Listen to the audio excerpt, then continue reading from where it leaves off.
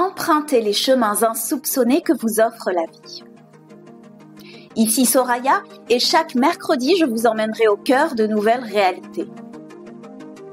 Au programme, auto-guérison, psychologie pratique, neurosciences, souveraineté intérieure et bien d'autres thèmes qui élargiront vos horizons pour vivre, mourir et renaître en toutes circonstances. Vous écoutez le podcast des chemins insoupçonnés. Bonjour chers auditeurs et bienvenue sur ce nouvel épisode du podcast des chemins insoupçonnés. Donc dans cette première saison, en fait, un de mes buts était de porter l'attention sur nos pouvoirs de guérison et d'auto-guérison, comme vous le savez.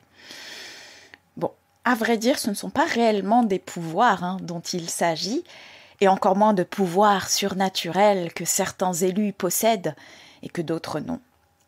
En fait, il s'agit plutôt d'accéder à l'intelligence supérieure qui se trouve en chacun de nous. C'est ce que je pourrais définir comme étant les pouvoirs de guérison et d'auto-guérison. Donc voilà, vous voyez, c'est plutôt l'accès à cet espace, peut-être inconnu pour beaucoup, qui peut paraître difficile, impossible, voire inconcevable, mais qui est une des sources de nos potentiels les plus élevés. Donc je vais vous partager ici, dans cet épisode, comment j'ai pu guérir de mes douleurs physiques handicapantes et atroces, qui étaient selon moi le reflet d'une souffrance psychique, et surtout d'une méconnaissance viscérale de ce que j'étais et croyais être. Donc vous comprendrez à quel point ce que vous pensez être à des années-lumière de vous est en réalité à votre portée, et je dirais même est en vous. À vous donc de décider ou non de vous engager dans ce processus tellement fascinant de découverte inattendue et grandement insoupçonnée. Nous allons dialoguer avec des milliards et même des millions de milliards d'êtres vivants. Je vais vous présenter le contexte en bref de ce parcours-là. Tout le processus, je l'ai découpé de telle sorte à ce qu'il puisse être expliqué de manière verbale et surtout que ce processus-là représente pour beaucoup les étapes essentielles à suivre. Il n'y a pas de méthode, il n'y a pas de technique, encore une fois. Seulement, il y a des étapes communes que nous traversons pour pouvoir accéder à cet espace-là qui nous est tous commun. Il y a en quelque sorte des étapes à suivre, pas des étapes dans le sens étape numéro 1, fais ceci, fais cela. C'est plutôt des processus de compréhension et d'expérimentation en fonction de votre engagement et de votre investissement. Peu importe finalement l'histoire, peu importe la maladie, peu importe le déséquilibre, le processus reste le même puisque nous avons tous en commun les mêmes potentiels de guérison. Et nous avons tous en commun aussi l'appartenance à une matrice collective, des conditionnements, etc.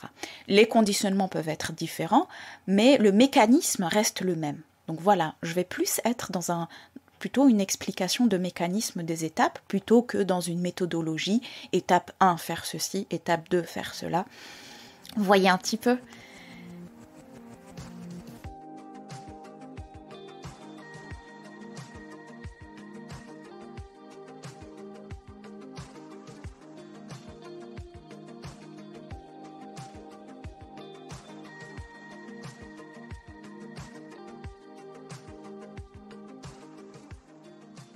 J'avais parlé un peu plus en détail de la manière dont j'ai retrouvé la mobilité que j'avais perdue en quelque sorte, donc à la fin de l'adolescence, début de l'âge adulte.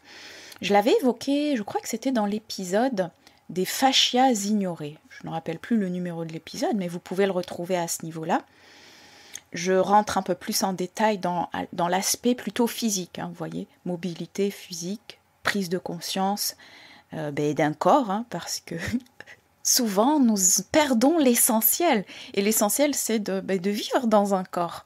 Et vivre dans un corps, ça implique de connaître, de prendre conscience de ses besoins, d'être à son écoute. Et surtout, vivre dans un corps, c'est aussi vivre en collaboration avec des millions de milliards de cellules.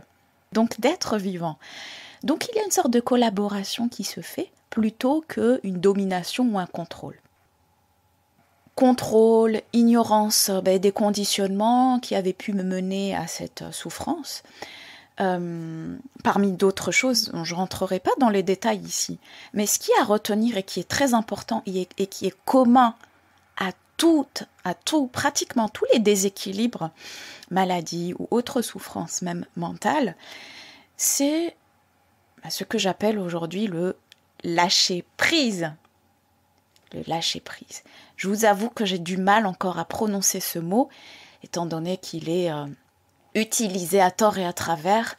Et moi, dès lors qu'un mot ou des expressions sont surutilisées, je sais que le sens est forcément galvaudé. Donc je prends des précautions ici et je vais un petit peu rentrer dans le détail pour vous partager à quoi correspond ce fameux lâcher-prise.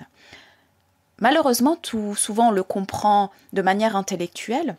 Je vais essayer d'être la plus claire possible. Donc l'exprimer verbalement est plutôt assez délicat dans mon cas. Néanmoins, si je devais décrire ce lâcher prise, je me souviens très bien à quel moment j'ai eu ce déclic. Ça a été un point déclencheur. J'avais eu un événement qui s'était passé et puis j'étais plutôt dans la lutte, gagner, dans la bataille contre moi-même, je dis. C'est pas du tout, j'étais pas du tout dans un environnement hostile, je dirais. Toutes les luttes, les choix que j'avais faits étaient plutôt dans une sorte de, un environnement belliqueux. Et cet environnement-là, il était intérieur. Donc c'est un environnement intérieur belliqueux, tellement énergivore, avec tellement d'efforts et d'énergie à mettre dans des choses qui n'ont pas de sens, des actions, des pensées qui n'ont aucun sens, des identifications qui n'étaient absolument pas moi, que j'ai absorbées parce que, comme tout être humain, nous vivons dans des modèles, des conditionnements. Nous ne prenons pas forcément le temps de nous connaître puisqu'on nous balance, on nous projette des modèles qui ne sont pas forcément nous. Ils ne sont pas forcément tous négatifs, dans le sens où on peut très bien vivre dans un environnement familial, chaleureux, affectif, qui remplit tous nos besoins.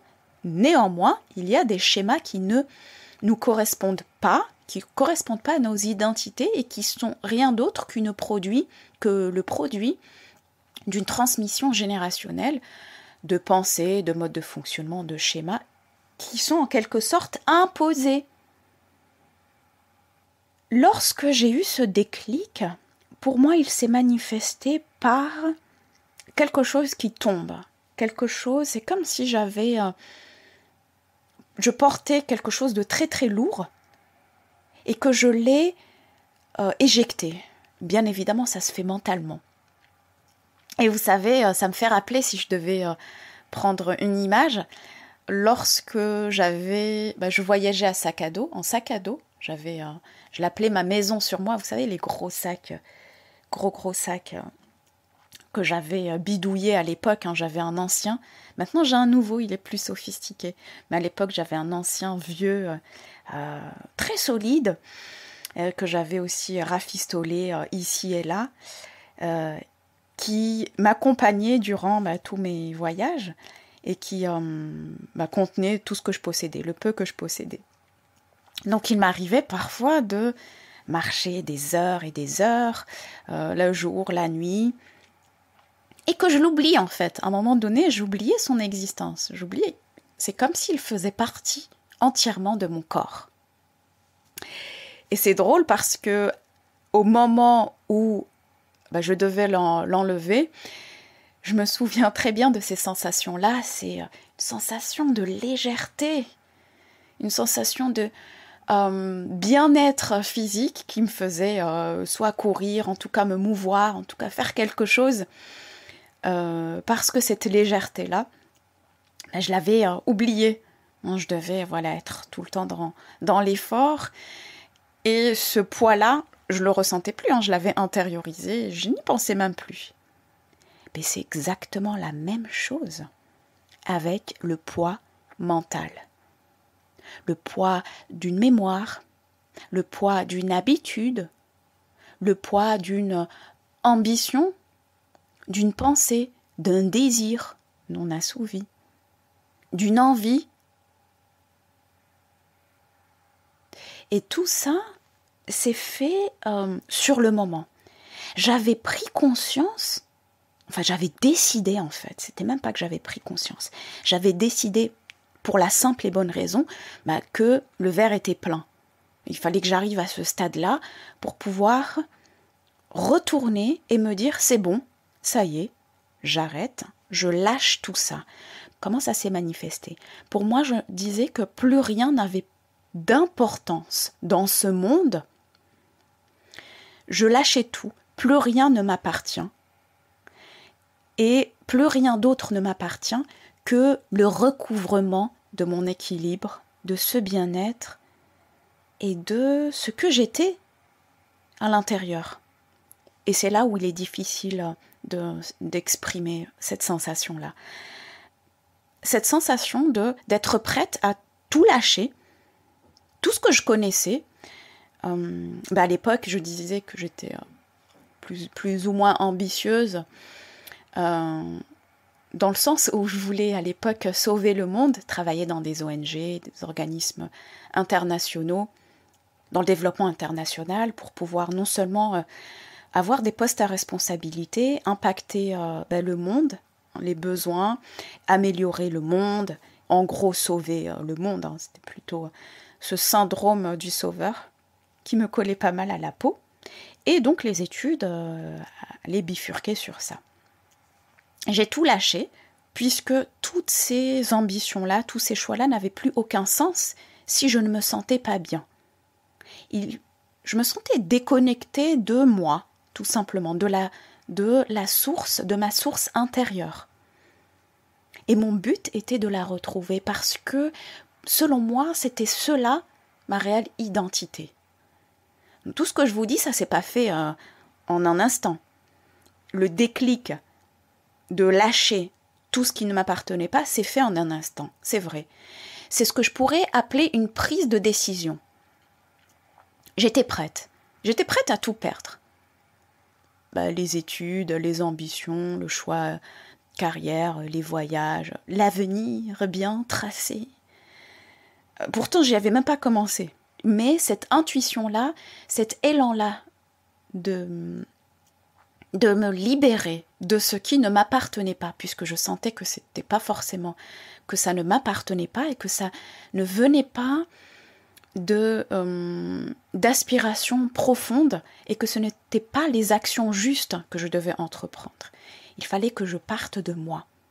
Il fallait que je parte de qui j'étais pour pouvoir après agir dans le monde. Pour moi, c'était ça la logique. Et je l'avais eu en ce déclic-là et qui a suivi son cheminement par la suite. Voilà, donc la prise de décision, le déclic du lâcher-prise se manifeste ainsi. Comment la détente et la relaxation ont été pour moi des clés de guérison et pourquoi l'observation détachée m'a aidé à comprendre. Je vais passer sur ce point-là.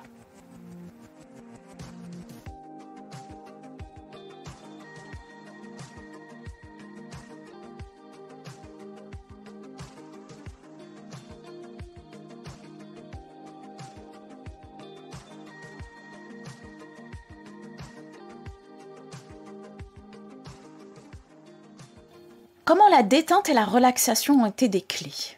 Alors dit comme ça paraît peut-être banal, mais je vous parlais de lutte. Lutte, contrôle, tout ce qui est tendu, ça va s'exprimer dans le corps. Tout ce qui est stressant, angoissé, non adapté aux circonstances de ce monde. Les personnes qui sont dans une occupation constante pour justement ne pas faire face à ce silence, à cet espace intérieur dans lequel nous nous identifions pas forcément, donc nous nous identifions aux faits, aux actions, mais souvent cet espace-là de silence, et ne serait-ce de cultiver et d'observer ce monde intérieur, déjà culturellement n'est pas forcément mis en avant en fonction de la culture dans laquelle vous venez. Mais moi, par exemple, si je m'adresse à la culture européenne, occidentale, on va dire aujourd'hui, parce que ça veut un peu rien dire, puisque les modes de fonctionnement occidentaux ont de plus en plus infiltré le monde en général. Il y a une sorte d'uniformisation des modes de vie, malheureusement. Dans cette identification constante à ce monde, il y a une occupation, il y a toujours une occupation, courir, faire, sans à un moment donné se poser le temps de se connaître. On fait souvent les choses à l'envers. Et souvent, on amène les enfants à pas forcément se connaître, mais à faire, à penser, à imaginer, à travailler, etc., à agir, à être plutôt dans de l'action. Qu'est-ce que tu veux faire plus tard? Travail, il faut que tu travailles dur. On n'apprend pas à se connaître. Et c'est après avec des crises dans la vie, soit, je sais pas moi, des crises d'adolescence, des crises de la quarantaine, comme on le dit si bien, qu'on s'aperçoit, donc souvent par des maladies, des deuils, des divorces, des pertes d'emploi, je sais pas, des prises de conscience très fortes, on s'aperçoit qu'en fait, on ne se connaît pas, on n'a jamais accompli et entrepris ce qui nous tenait à cœur. Donc se faire sans discernement, donc le verbe faire, se faire, sans discernement, sans écoute, sans confiance en la vie et en nous, amène à des tensions qui vont s'exprimer dans le corps, dans le psychisme, et qui vont juste être la source de la souffrance, de toutes les souffrances en général. Observer les pensées, observer les comportements, observer les schémas redondants, les structures. C'est ce qui m'a aidé à comprendre. Donc ces observations-là, de manière détachée, m'ont énormément aidé durant cette phase-là. Puisqu'après la prise de décision, il y a forcément l'action, il y a l'engagement, l'investissement. Ce n'est pas juste un petit sparadrap, un petit pansement que je vais prendre ici, une petite technique, une petite méthode que je vais prendre par là. Non, c'était une remise en question totale. Il fallait repartir de zéro et donc accepter de tout perdre pour ouvrir l'espace pour autre chose, puisque les deux étaient incompatibles. Agir dans le monde sans se connaître, à un moment donné, il y aura quelque chose qui cassera. Donc voilà, l'observation détachée a été pour moi une aide très précieuse. Et quand je dis détachée, c'est en quelque sorte un élément neutre qui observe. Alors, c'est après que je me posais la question, qui observe quoi? Si je suis capable, j'ai trouvé ça, lorsque j'observais les pensées, les comportements, les sensations, je me dis, mais attends, si je suis capable d'observer ces pensées, si je suis capable d'observer ces sensations, par exemple, par rapport à des interactions avec des personnes, par rapport à des réponses sur des comportements de mon entourage, par rapport à mes comportements moi, comment j'agis, quelle est mon attitude. Je pouvais voir au fur et à mesure qu'il y avait des choses, une sorte de schéma qui s'installe, une sorte de structure qui s'installe dans laquelle je navigue. Et c'est cette structure-là à laquelle je m'identifiais à l'époque de manière inconsciente qui était ma prison. Cette structure-là, ce n'était pas moi qui l'avais mise en place. Et non. Et lorsque je me suis rendu compte de cela, je me suis dit, mais attends, si je suis capable d'observer les pensées, mes actions, vous savez, comme si j'arrivais à me projeter, j'avais pas du tout accès à toutes les informations. Donc tout ça, tout ce dont je vous parle, je le faisais seule dans mon coin. Sans avoir ni changé d'environnement géographique, ni d'environnement familial, amical, rien. Je faisais toutes ces explorations seule. Personne s'en doutait. Jusqu'à maintenant, personne se doute de quoi que ce soit. J'observais et je me disais, ok, si je suis capable d'observer, c'est qu'il y a autre chose, c'est-à-dire que je ne suis pas ça. Qui observe quoi? Donc il y avait tous ces questionnements-là. Je ne donnais pas forcément de réponse. Je sais que le mental a besoin de réponses à ces questions-là, mais pour moi, c'était une découverte fascinante, plaisante et une sorte enthousiasmante quelque part. Et je voulais aller plus loin. Donc si j'observe, tiens, pourquoi il y a cette pensée-là? Tiens, pourquoi il y a ça? Et puis je faisais des liens au fur et à mesure. Voilà la deuxième, si je pourrais appeler la deuxième étape, qui n'est pas vraiment une étape, qui est un processus diffus tout au long au fait de notre processus de guérison et de vie en général, puisque jusqu'à la fin de notre vie sur Terre, jusqu'à peut-être avoir atteint un certain niveau, nous sommes capables d'observer des pensées, des émotions, des comportements. Sauf que lorsque vous n'en avez pas l'habitude, ça devient c'est quelque chose de, selon moi, fascinant et peut-être qui va demander un effort au départ, jusqu'à ce que, grâce à la répétition, ça puisse devenir, ça puisse faire partie intégrante de vos perceptions et de vos interactions avec vous-même, de votre mode de fonctionnement. Maintenant, apprenons à porter consciemment attention sur, mais d'abord votre corps, votre respiration, puis ce que vous ressentez et pensez. Ça, c'est l'étape suivante.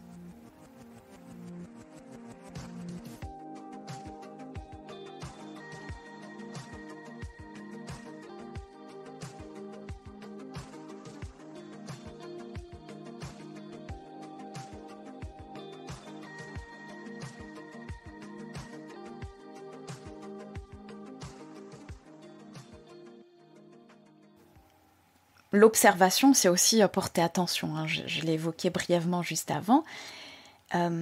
Donc, je parlais des pensées, des comportements, etc. Donc, de l'observation de notre psychologie. Il y a aussi le corps physique. Il ne faut pas l'oublier, ce corps. C'est ce que je faisais à l'époque. Donc, j'observais ce corps, porter attention sur. Donc, c'est un, entre guillemets, effort conscient. Non, j'ai conscience que je porte attention sur, je sais pas moi, mon orteil. Oui, ça peut exister. Ma cuisse, mon œil, mon oreille, mon dos, etc. Chacun des membres de mon corps. Le fait d'y porter attention, non seulement entraîne notre présence, entraîne aussi, c'est un fondement principal de l'écoute. Et entraîne quelque part l'esprit. Et donc la maîtrise de celui-ci. La manière la plus simple au départ, c'était j'utilisais la respiration. Je respirais tout simplement. Je portais attention sur ma respiration, que au fait je m'étais rendu compte que je m'observais jamais respirer. Je ne savais pas respirer. Et je ne savais pas que je ne savais pas respirer. Je ne sais pas pourquoi, mais pour moi, la chose la plus facile, c'était la respiration. Puisque lorsque le corps est immobile, allongé, imaginons que vous êtes allongé sur un lit, le corps étant immobile, la manière la plus simple de porter attention, ce sera porter attention à la respiration. C'est la seule chose qui est animée automatiquement en nous, simple et le plus observable physiquement, c'est déjà les mouvements de la cage thoracique et ce mouvement de respiration. J'ai décidé de ne plus fuir, d'observer de manière détachée, comme si j'étais, comme je vous le disais, un être neutre qui observe et ne fait que décrire ce qu'il observe, sans juger, sans interpréter, être le plus neutre possible. Par exemple, je vais vous donner un élément aussi qui pourra vous aider, que j'utilisais. Quand vous interagissez par exemple avec une personne, observez ce que vous ressentez lorsque vous communiquez avec cette personne-là. Observez comment vous jugez, vous, comment vous la jugez, la manière dont vous répondez, le contenu de votre réponse. Observez quand aussi quelque chose suscite une émotion en vous. Ce sont tous ces exercices-là que j'ai appris à faire et qui étaient pour moi une des sources de la maîtrise de cet esprit-là et de la connaissance de ce mode de fonctionnement. Et surtout, c'était le début de la désidentification à cette plateforme terrestre. Je ne m'identifiais plus ni à ce corps, ni à ses pensées, ni à ses émotions. J'avais compris, par l'expérience, qu'il y avait autre chose qui était au-delà. La patience, c'est la science de la paix. Et pourquoi tout processus d'apprentissage ou de réapprentissage est forcément porteur de répétition?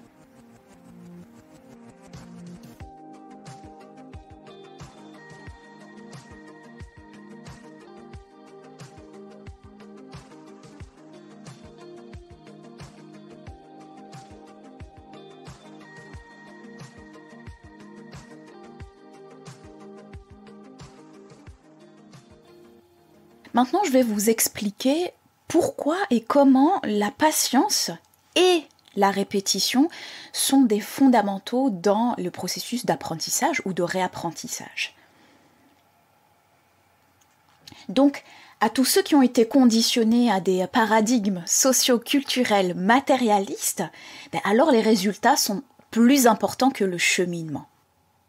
En d'autres termes, à tous ceux qui ont été programmés à s'identifier à leur mental, à savoir les pensées, et qui ont développé une sorte de mode de fonctionnement basé sur l'atteinte d'objectifs, sachez que ce dont je vous parle ici, la dimension de laquelle je vous parle, qui est un espace intemporel auquel nous avons tous accès, ne respecte pas ce genre de règles.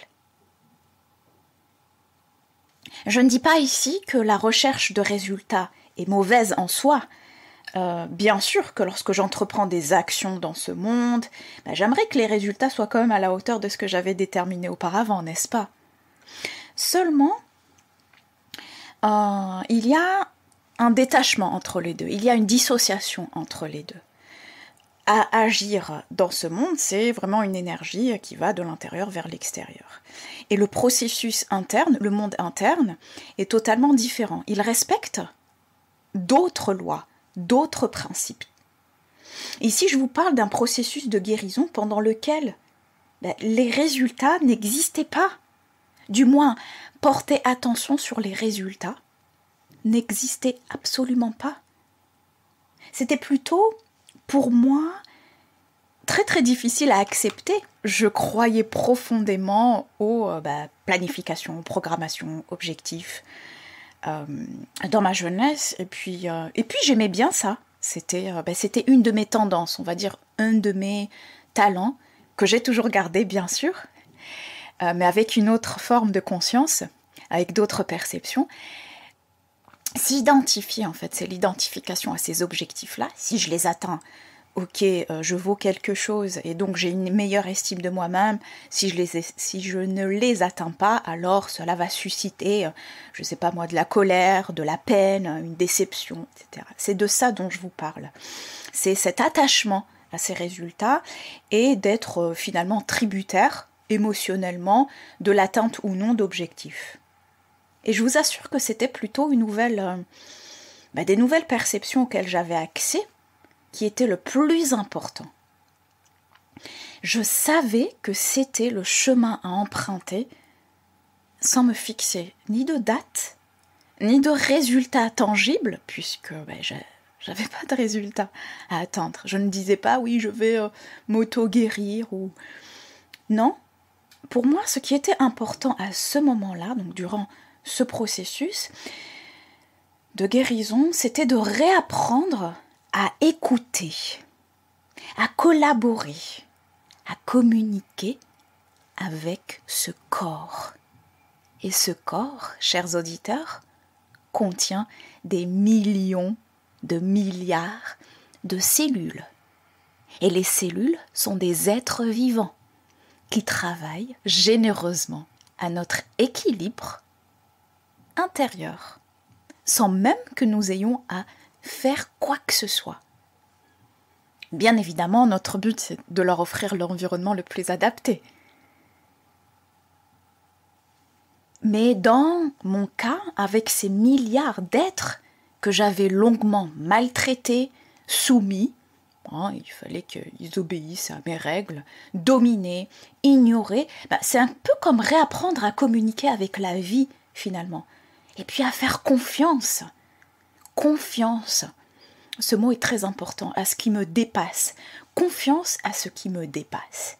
Et d'être présente à toutes les découvertes, connaissances que je pouvais acquérir tout au long de ce processus. C'était plutôt ça qui était plus important. C'était l'émerveillement. C'était l'apprentissage en lui-même. Alors, vous voyez, chers auditeurs, la répétition et la patience sont des clés d'une grande préciosité.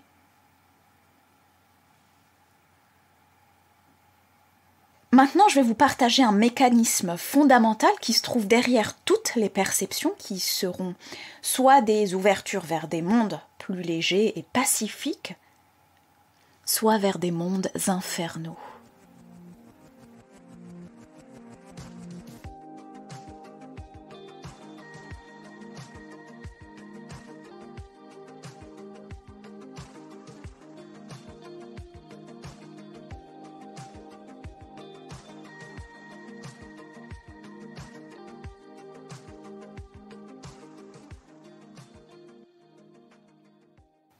Alors maintenant, je vais vous partager un mécanisme fondamental qui se trouve derrière toute forme de perception, qu'elle soit des ouvertures vers des mondes plus légers, pacifiques, je dirais même lumineux, soit vers des mondes opposés, infernaux. Je résumerai ça comme ça. Donc ici, vous allez voir en quoi les pensées associées aux émotions correspondantes sont des voies de guérison et de régénération. Aujourd'hui, on le retrouve de plus en plus dans la littérature. En m'y intéressant, je vois que souvent on a le même discours. D'ailleurs, tous les témoignages de guérison font référence à ça, et c'est d'ailleurs une des clés. Mais lorsque j'étais moi-même dans ce processus-là, je n'avais absolument pas accès à ces informations-là, mais j'avais accès à d'autres informations. Il fallait que je le fasse seule. Et le fait d'y avoir accès aujourd'hui, finalement, ça peut être une bénédiction pour vous, parce que vous pouvez utiliser les expériences d'autrui, mais qui vont vous bénéficier. Et plus tôt ça se fait, plus tôt vous vivrez réellement ce que vous avez à vivre. Donc pendant mon processus de guérison, j'étais seule, comme je vous le disais, humainement seule. Si je devais dire seul, on est quand même accompagné de milliards d'êtres vivants, visibles et invisibles. Finalement, nous ne sommes jamais réellement seuls. Mais disons que humainement, j'étais seule. Je n'ai fait appel à personne, encore moins à ma famille, des professionnels ou je ne sais quoi d'autre. Non, dans ma tête, et puis de par mon caractère aussi, j'allais le faire seule. Bon, qui mieux que moi sait que ce dont j'ai besoin. Je me suis mise dans cette situation seule. Bon, on m'a quand même aidé à mettre dans cette situation-là, mais j'ai aussi cette capacité à m'en sortir seule. Je ne dis pas que c'est le cas de tout le monde. Mon cheminement a été ainsi. Ça ne veut pas dire que l'on ne doit absolument pas faire appel à d'autres personnes. Bien au contraire, ça peut être des éléments déclencheurs, ça peut être des soutiens au départ, ça peut être des guides, en fonction de notre personnalité, de notre histoire, de la manière dont nous fonctionnons. En ce qui me concerne, non. J'étais seule, exploratrice, et je n'en parlais à personne. D'ailleurs, je ne parle que très peu de tout ce processus d'éveil, si je puis dire. Je sais aujourd'hui à quel point il y a un grand besoin de partage, en ce qui me concerne, parce que je vois que nous vivons dans un monde d'échéance qui embarque avec lui le maximum d'humains. Certains consentent, d'autres ne savent pas par où commencer et comment s'en sortir. Donc ce partage-là, c'est très récemment que je le fais. Je l'ai effectué à travers certains écrits. J'en voyais pas l'intérêt. Seulement, je vois qu'il y a de plus en plus de besoins et me dis que si j'ai vécu ce que j'ai vécu, c'est que réellement, je dois le partager d'une manière ou d'une autre. Même si je sais que seule la personne le décidera ou non, s'engagera ou non. Ne fera jamais le travail pour autrui, surtout dans ce domaine-là. Donc je prends des pincettes avec cette notion d'aide. C'est pour ça que je parle d'auto-guérison. Je peux te partager l'information, je peux partager mes perceptions, mes observations, ce que je vois, ce que je ressens, ce que j'observe, ce que j'ai vécu, ce que j'ai expérimenté et qui, je pense, est commun à toute l'humanité. Seulement, tout le reste ne m'incombe pas. Tout le reste est un choix personnel et tout le reste doit se vivre. Même si l'on comprend intellectuellement que l'on veut, l'engagement, la dévotion, je dirais même, sur un certain chemin, je crois est la clé. Et aucun être humain sur Terre, je dis bien aucun être humain sur Terre, le fera à votre place avec toute la bonté, la bénédiction et la guidance qu'il peut avoir. C'est juste que ça ne fonctionne pas comme ça. L'imagination était pour moi un élément fondamental. Et oui, l'imagination. Je dirais plutôt une sorte de couplage entre visualisation et imagination. Maintenant, on parle souvent de visualisation. Encore une fois, tout ce dont je parle finalement, tout le monde en parle.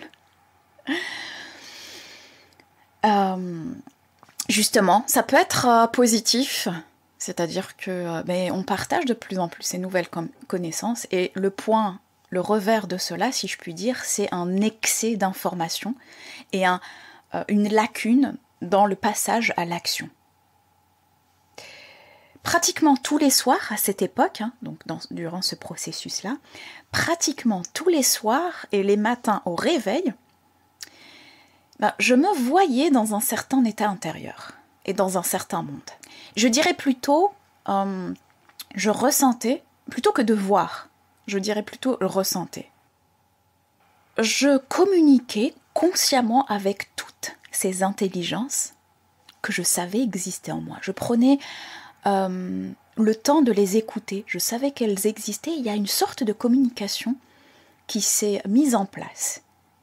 Donc, je leur disais, entre guillemets, c'est avec des ressentis, c'est des sensations. Cette communication n'est absolument pas verbale, vous vous en doutez compte, vous en doutez. Donc, ce que je disais, c'est que je serais digne de les représenter. De représenter à travers une explosion de vitalité, de rire, d'éclat de rire, de danse, d'exaltation, de vigueur et de joie, d'intégrité, de paix, de chaleur profonde. C'était ma communication. C'est ce que je ressentais que j'étais à l'intérieur, mais qui ne s'exprimait pas. Tout simplement, je ne m'autorisais pas à exprimer tout cela. Et donc, j'ai en quelque sorte fait une alliance avec ces êtres vivants. Et c'est ce que je suis réellement. C'est ce que vous êtes. Vous êtes en moi et je suis en vous. L'état naturel, je le voyais comme un état de vitalité, de danse, d'exaltation. Pour moi, c'était ça, notre vrai état naturel. Je me voyais dans un monde avec lequel je ne faisais plus qu'un, avec ces milliards d'êtres intelligents. Je voulais être, en fait, digne de les représenter. Petit à petit, donc lorsque je visualisais, je m'imaginais être dans ce monde, mais je me voyais dans un monde avec une sensation de légèreté. Cette sensation que je ne connaissais pas, hein, inexprimable. Mon cœur vibrait harmonieusement avec tous les êtres qui m'entouraient, en particulier donc dans ces rêves, dans ces visualisations. Ce ne sont pas des rêves, plutôt des visualisations. Je me voyais très légère, vraiment très physiquement légère, chose que je n'étais pas justement, c'est ce que je recherchais. Pour moi, c'était l'état naturel. Je ressentais vraiment mon cœur qui vibrait en harmonie avec tout ce qui m'entourait. Il n'y avait aucune séparation. Et je me souviens que dans ces visualisations, il y avait un tas d'animaux, d'insectes, de plantes, même des êtres invisibles. C'est drôle quand j'en parle, c'est très enfantin. Oui, c'est très enfantin et c'est très innocent en fait. Et c'est ce qui est notre véritable nature quelque part. Et à l'époque, je ris parce qu'à l'époque c'était à l'opposé de la carapace que je m'étais forgée au fur et à mesure. Donc je répétais sans cesse, avec tout le dévouement de mon être, à quel point j'étais heureuse d'être dans ce corps. Je prenais conscience que j'étais réellement sous la protection de ces milliards de cellules qui savaient exactement comment mener une existence intense, profonde et libre.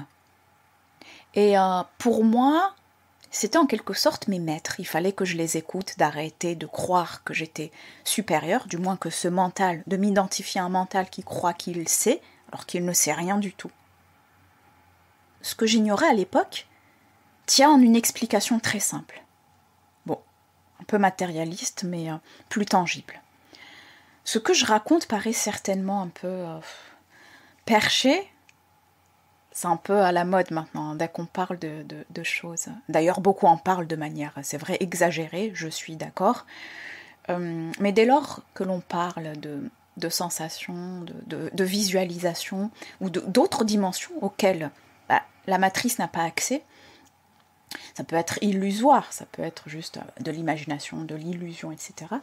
Bref, tous les qualificatifs décrédibilisants qui l'accompagnent, sachez que quand même, tout ce processus que je viens de vous décrire ici tient à un fait très simple. Des pensées qui sont associées à des émotions correspondantes. Je dis correspondantes parce qu'on ne peut pas avoir des pensées entre guillemets négatives, destructrices, et en même temps des émotions de joie. C'est pas compatible. Les deux instantanément vont ensemble. L'un s'appuie de l'autre. Donc, des pensées permettent au cerveau de produire certaines hormones spécifiques.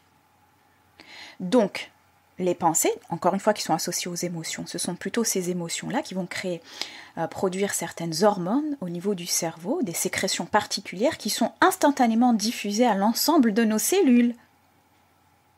Donc, c'est en quelque sorte, ça c'est le fonctionnement maintenant qu'on reconnaît dans la science, en biochimique. On est capable, de par nos émotions pensées, de créer une certaine chimie intérieure.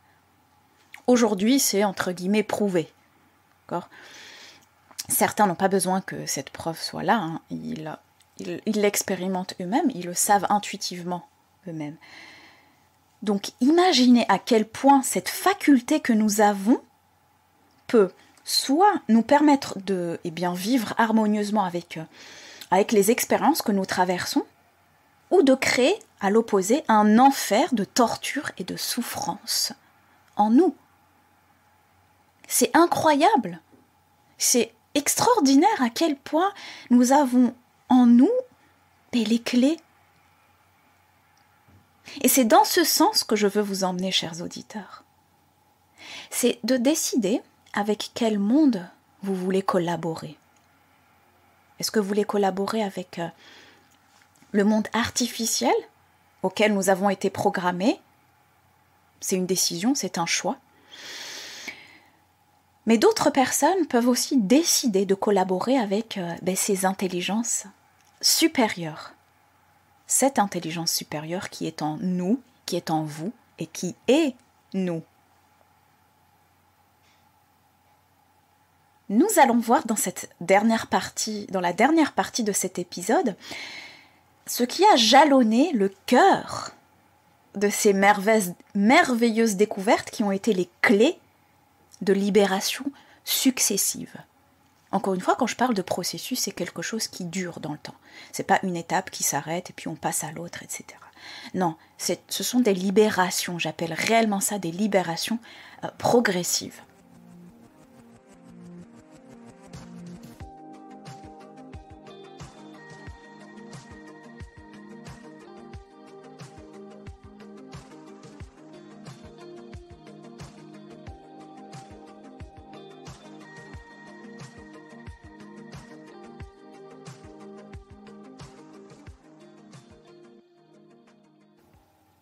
Qu'est-ce qui a jalonné donc le cœur de ces découvertes, de ce processus, de cet élan de vie?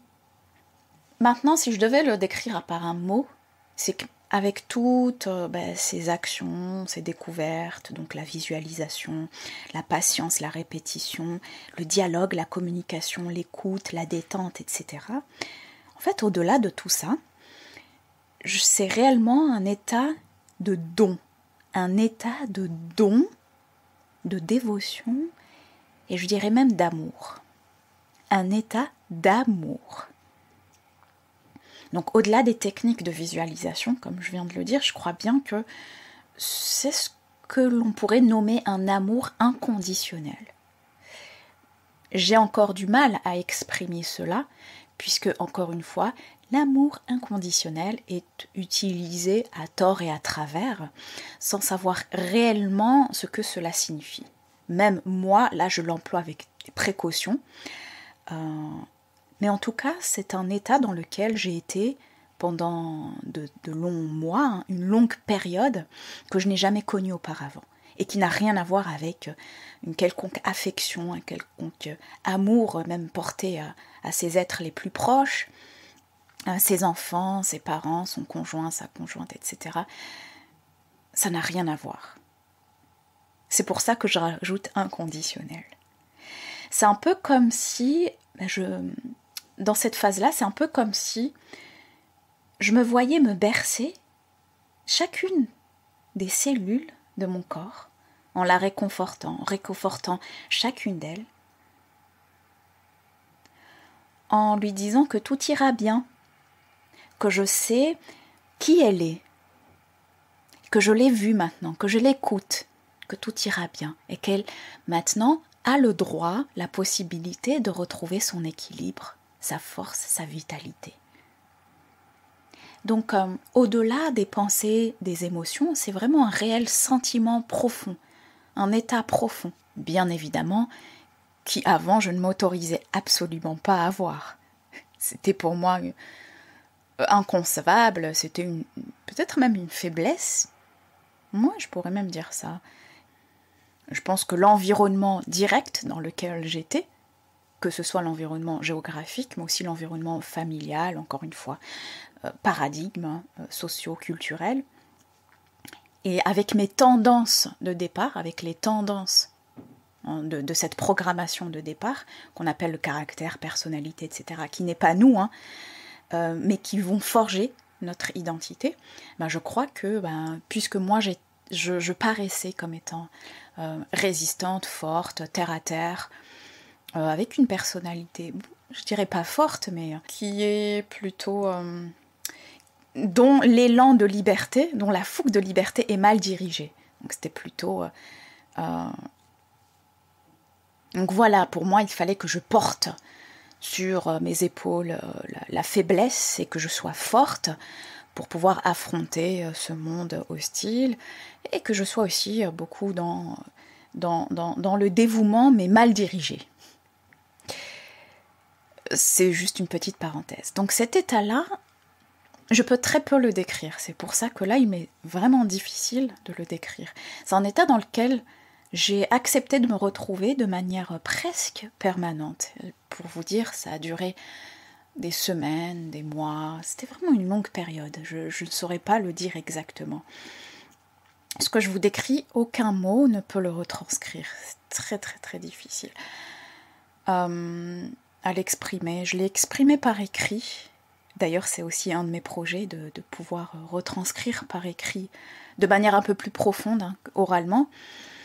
Et je crois que ça pourrait énormément faire écho à de nombreux êtres qui, entre guillemets, souffrent inutilement, même si je pense qu'aucune souffrance est utile. Et pour qui cet état peut être nouveau, c'est réellement nous, c'est réellement ce que nous sommes.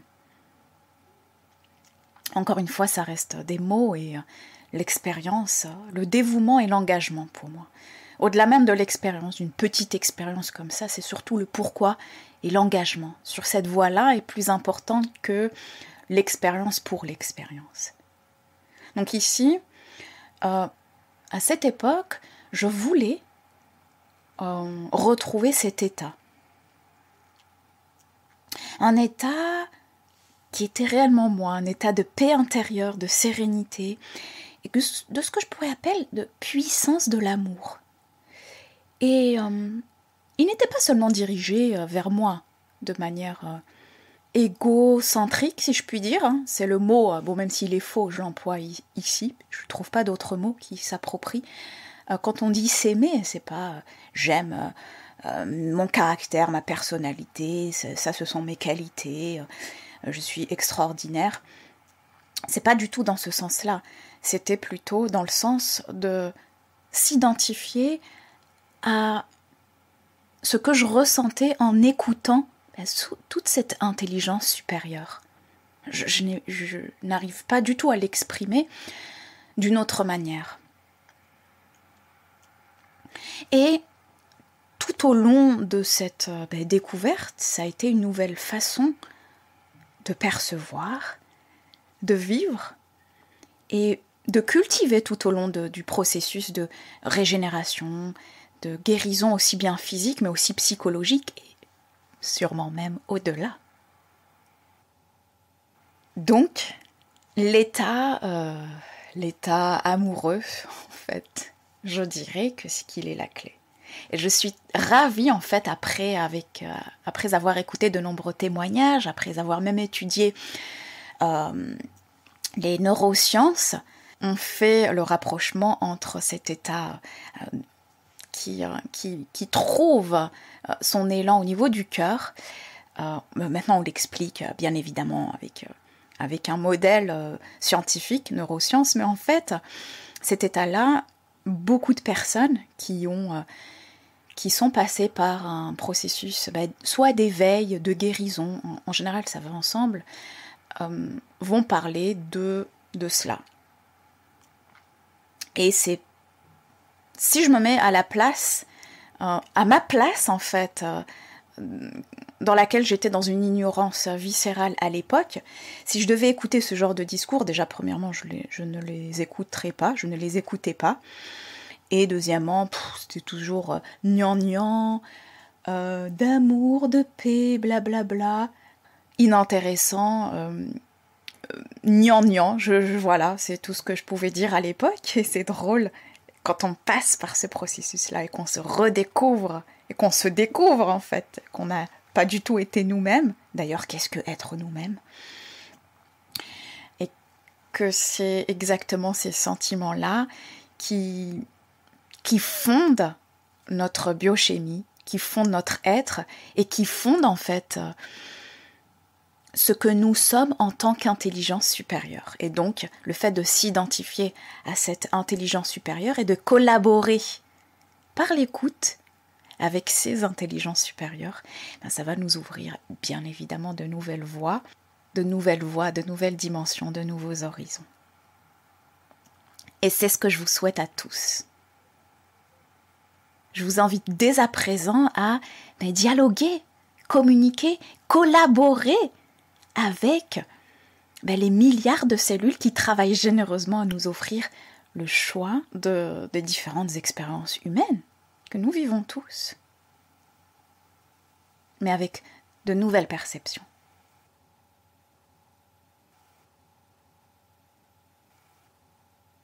Je vous retrouve au prochain épisode. À très bientôt. Et d'ici là, prenez soin de vous.